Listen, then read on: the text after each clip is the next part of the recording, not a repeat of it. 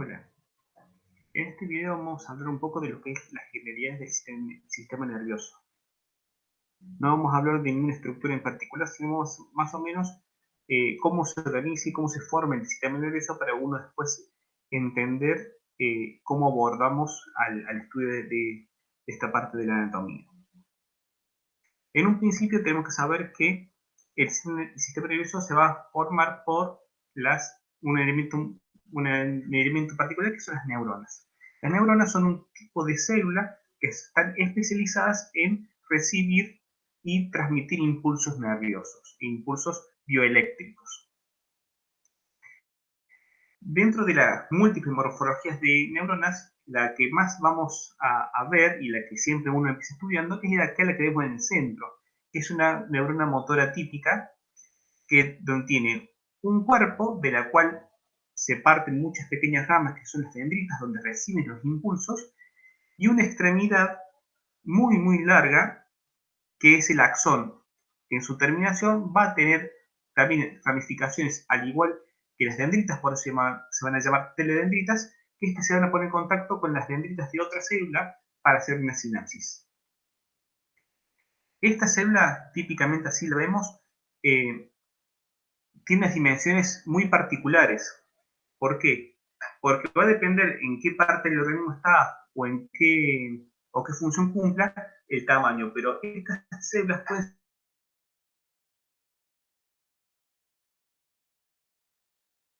que estas neuronas pueden estar en la corteza cerebral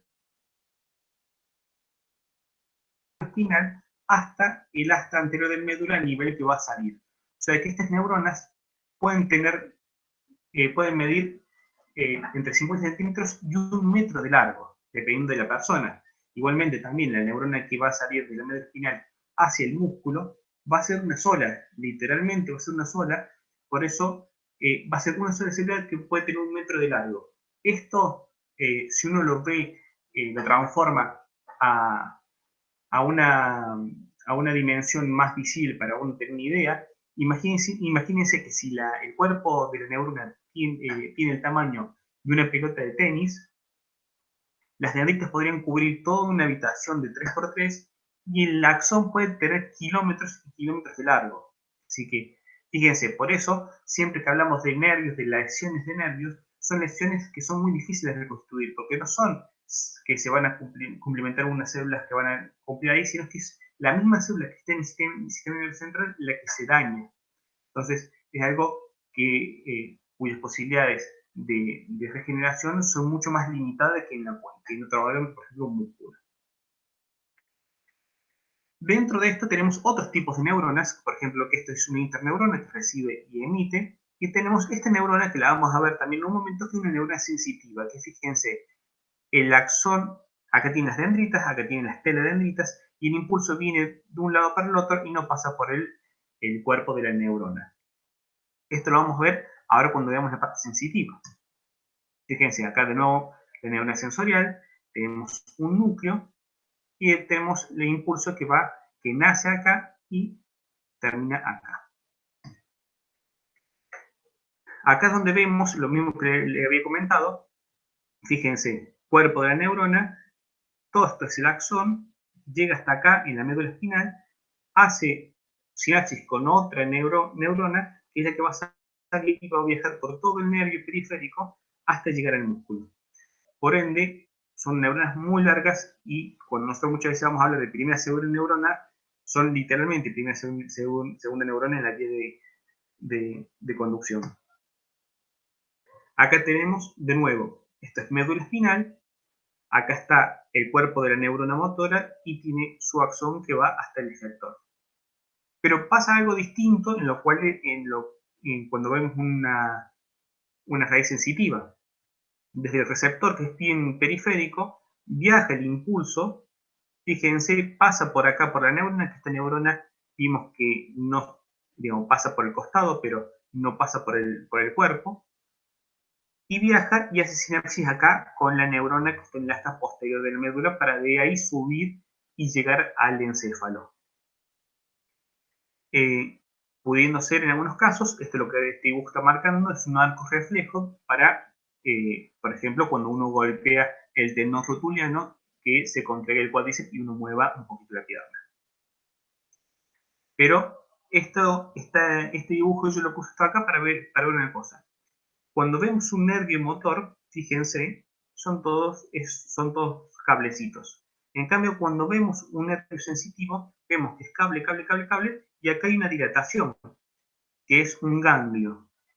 El ganglio es porque ahí están los cuerpos, que obviamente son mucho más gruesos que el axón. Entonces, donde se acumulan los cuerpos va a formar un ganglio. Entonces, uno, cuando vea en el sistema nervioso somático, vemos un ganglio y estamos pensando que eso es nervioso. Entonces, si nosotros vamos y repasamos los pares craneales que tienen una función sensitiva, como el trigémino, por ejemplo, tienen un ganglio.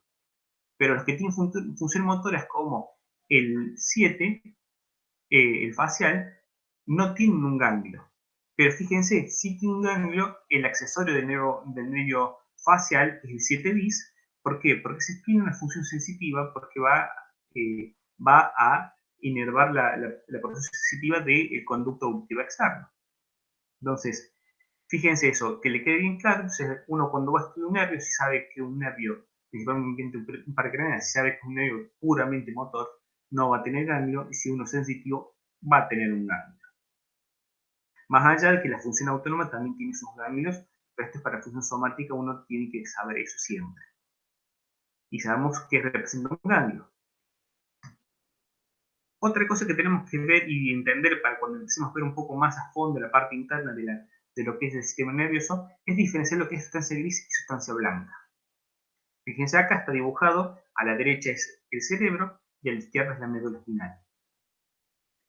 Tenemos lo que es una sustancia gris y una sustancia blanca. Nosotros, volviendo a las imágenes que hemos visto, fíjense, en el axón tiene como si fuera unas pequeñas envolturas que van dando así. Eso es lo que se llama la vaina de mielina. La mielina es un material grasa que está formado por la membrana plasmática de unas células de sostén que envuelven al axón. Esto funciona como un aislante, como si fuera el aislante de un cable.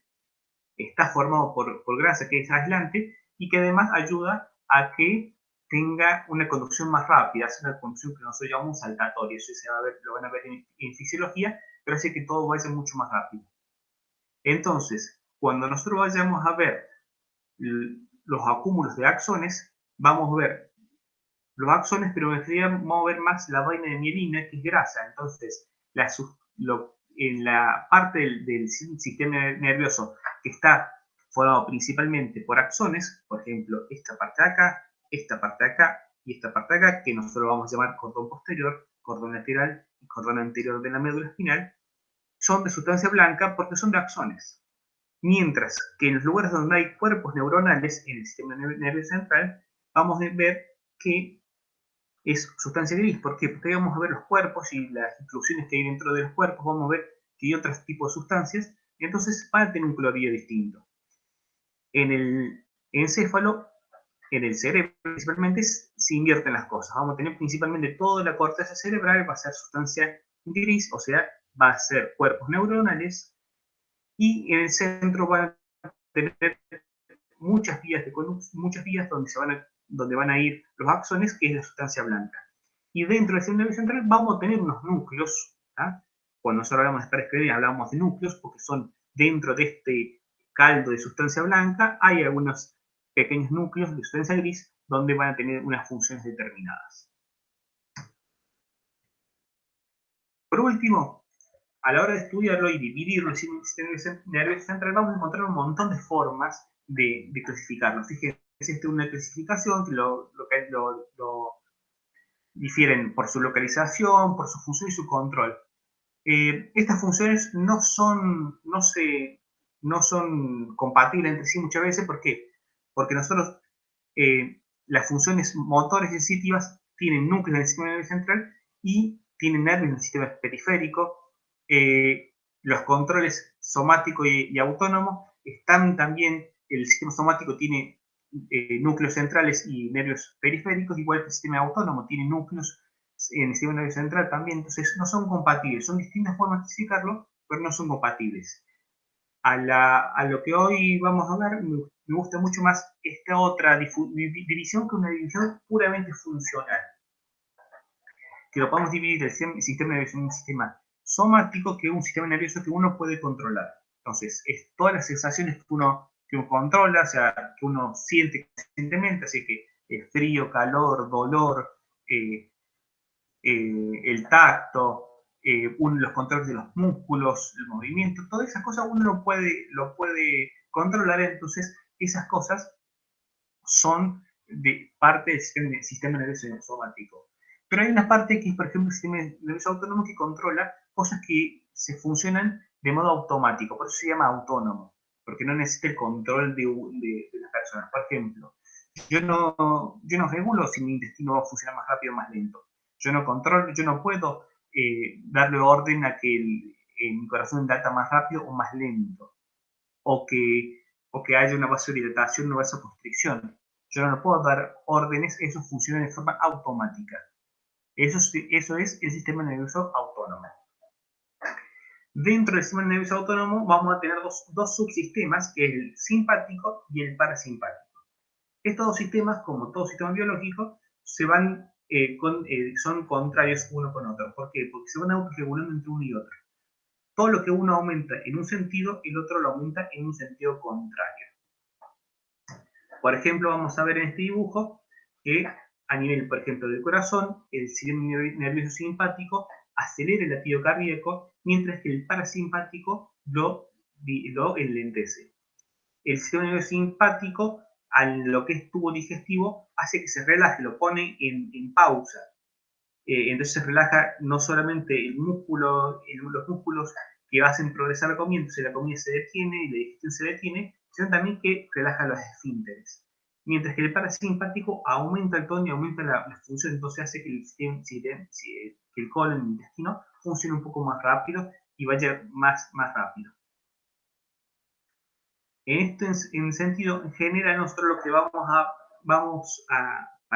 para tener una idea más o menos de qué función tiene cada uno, lo podemos explicar por los neurotransmisores que son cada uno de estos sistemas.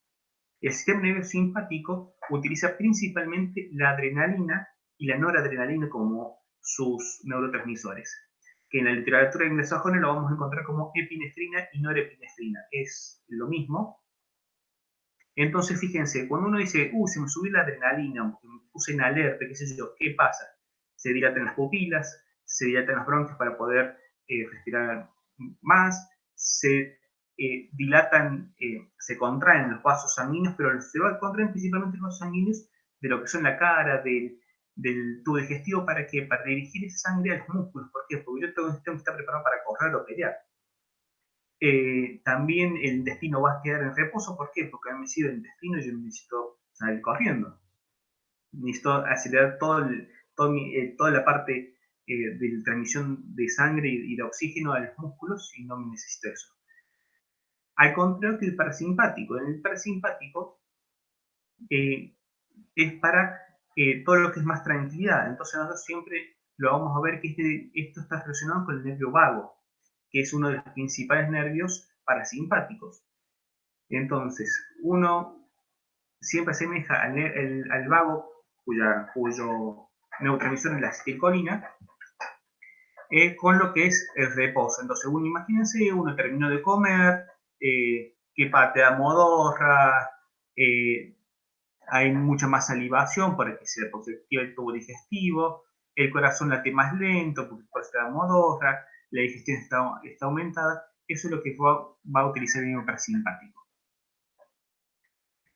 Estos dos sistemas, como dije yo hace un rato, no es que estén uno en un lugar y otro en otro, sino que todos van a tener núcleos en el sistema nervioso central, ya sea en el encéfalo como en la médula. Pero van a emerger de la médula del sistema nervioso central por lugares distintos. El parasimpático va a emerger principalmente por los nervios craneales, ¿sí?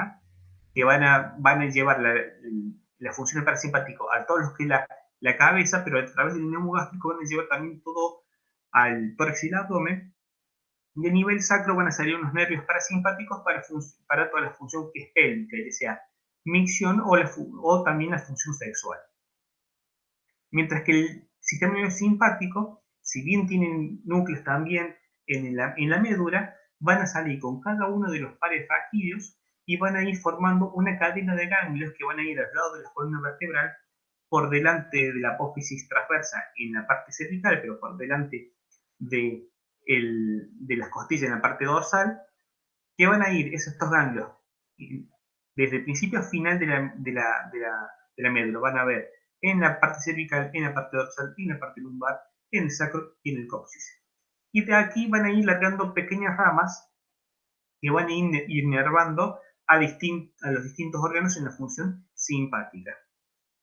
De aquí, de todos estos nerviositos, hay tres nervios que son sí muy importantes, que son los nervios esplácnicos que nacen en el tórax, pero llegan al abdomen y en el abdomen van a terminar en el ganglio celíaco o ganglio semilunar, que van a estar alrededor del tronco celíaco. Ahí se van a juntar junto con la finalización de la parte parasimpática del neumogástrico para inervar todas las vísceras abdominales. ¿Está? Bueno, ya después tendríamos que abordar en un video en especial para si uno quisiera seguir hablando de lo que es todo el sistema simpático y parasimpático. Espero que le haya servido para tener una idea de cómo abordar todo lo que es el sistema nervioso central. Gracias.